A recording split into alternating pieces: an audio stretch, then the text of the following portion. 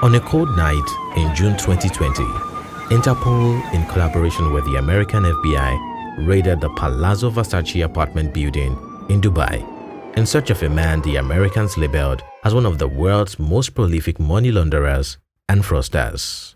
Meet Ramon Olorunwa Abbas, popularly known as Hushpuppi. Famous in Nigeria, he was known to his Instagram fans as a real estate mogul and hustler. But his arrest revealed that behind the pretense was a man defrauding banks, businesses and other individuals counting up to 2 million while laundering money across various channels, including North Korea. How did Ramon Abbas pull off these scams, and what was the final straw that led to his arrest? Stay with us as we uncover the escapades of the world's dumbest scammer from Nigeria and how he earned that title. Born on October 11, 1982, Hushpuppi started like any other Nigerian young person. He was raised in Koshofe, Lagos, in a slum community, growing up in a Face Me I Face You apartment owned by the father of one of his friends. His own father was a taxi driver, and his mother sold bread by the roadside. Nobody expected that their son, who traded second-hand clothes, would one day become a dollar millionaire. According to area residents, Ramon was known as someone who never made trouble or took what was never his.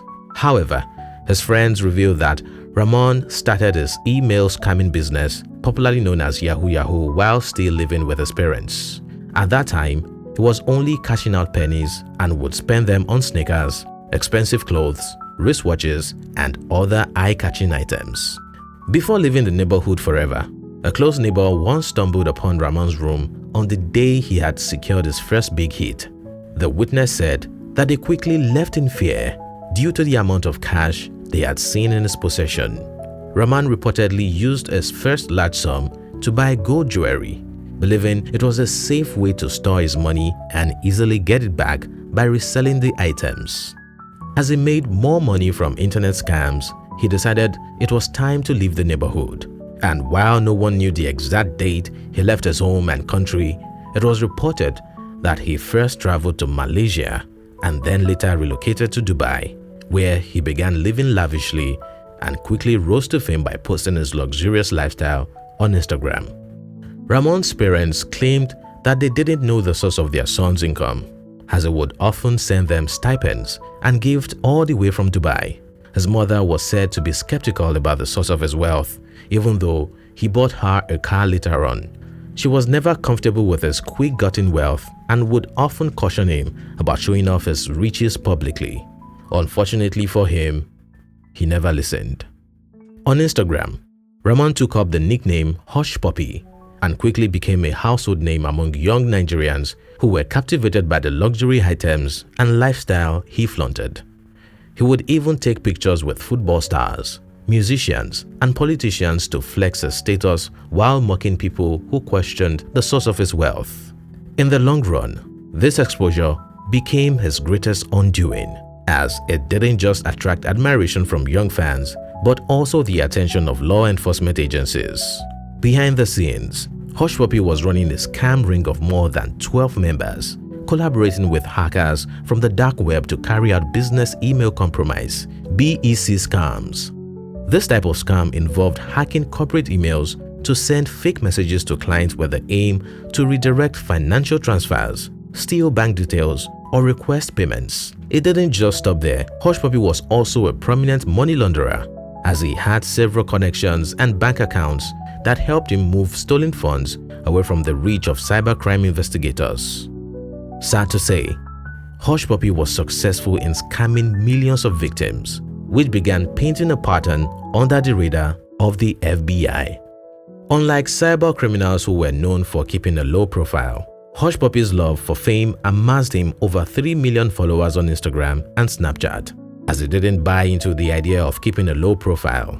This would be the dumbest move ever by a scammer, not relinquishing the fact that he also used his personal social media accounts to discuss his fraud activities with his teammates. In fact, he was so easy as a target that the FBI didn't swoop in to arrest him once they had uncovered his tracks, but had to wait months to gather enough irrefutable evidence that would be used against him in the court.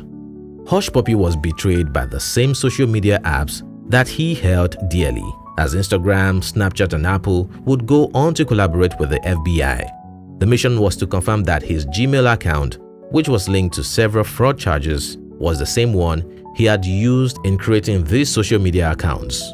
And as intelligent as Hushpuppi was, he had used this implicated Gmail address to open his personal social media accounts. Once a link was established, the FBI began monitoring his location with the help of Instagram and Snapchat, but was yet to arrest him.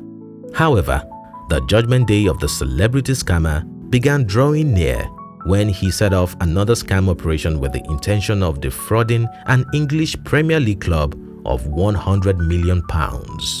This planned cyber heist was carefully followed by the FBI, who had been closely monitoring the activities of the fraudster and his partners, unknown to him. After a while of gathering enough evidence of his attempts to defraud the sports team and planning his arrest, the FBI finally swarmed into action. Surprisingly for the young man, he was busted in his luxurious apartment by the Interpol, the Dubai police, and FBI officials. He and 12 of his associates were arrested in the dramatic event, and the video of the arrest began making rounds on the internet. In the unexpected raid, the FBI was able to recover 21 computers, 47 smartphones, 15 memory sticks, 5 hard drives containing 119,580 fraud files, and the addresses of 1,926,400 victims.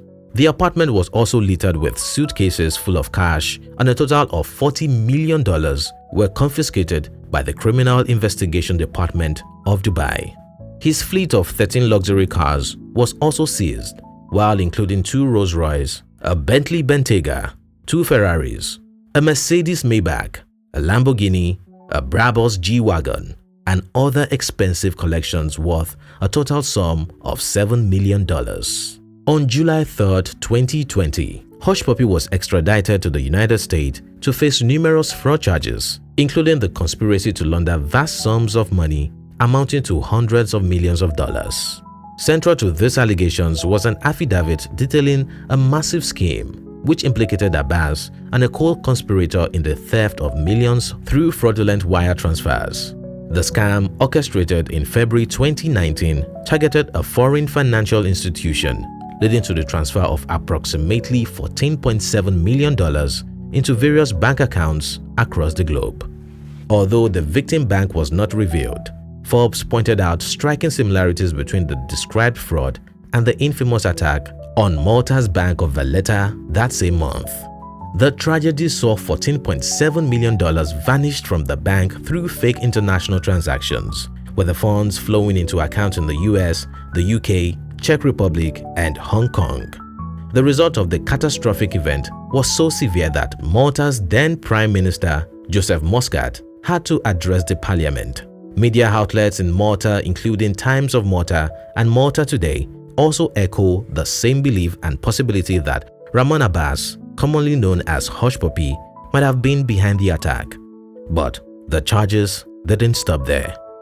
The US authorities also accused Hushpuppi of laundering the funds from the Malta Bank incident into Pyongyang, the capital of North Korea, with the aid of 3 North Korean hackers who were also leveled charges. The affidavit also alleged that Abbas had shared 2 European bank accounts with a co-conspirator with whom he had planned to receive about $5.6 million each from the fraudulent transfers. Communications between Abbas and his co-conspirator suggested they had been scheming to launder not just tens, but even hundreds of millions from other fraudulent activities and cyber intrusions. Among the targets of this scheme were an affluent Qatari man and the EPL football club, which is yet undisclosed. Back in Nigeria, Abbas was also a wanted man. The country's Economic and Financial Crimes Commission also had him in their sights for reportedly engaging in fraudulent activities within its borders as well. In ties with his home country, Hushpuppi also implicated a certain Nigerian police chief during his trial in the United States, revealing that he was an accomplice in a particular scam deal that carted away $1.1 million from its victim. However, Despite an extradition request by the US to the Nigerian authorities for the arrest of the police chief, he still remains at large. Facing his charges alone, Hushpuppi requested bail through his lawyer to enable him attend court proceedings from a girlfriend's uncle's house in Illinois, to which the judge refused, stating that he was at risk of disappearance. And not only that, his prosecutors hinted that the fraudster was not just alone. They highlighted that he fostered connections with powerful foreign entities, making him a person of interest in the grand scheme of things. Hushpuppi later pleaded guilty to money laundering and accepted his crimes, writing a letter to the judge that outlined his regrets and his sympathy for those he defrauded. He was ordered to pay the sum of $1.7 million in reparation to 2 victims and a fine of over $30 million for redemption purposes.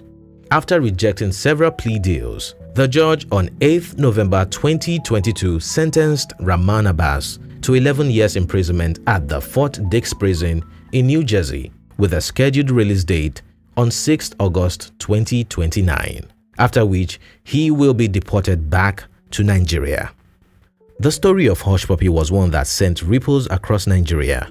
From his flamboyant lifestyle to the news of his arrest, his case was a never-before-seen one in modern crime history, as he quickly became known as the celebrity scammer.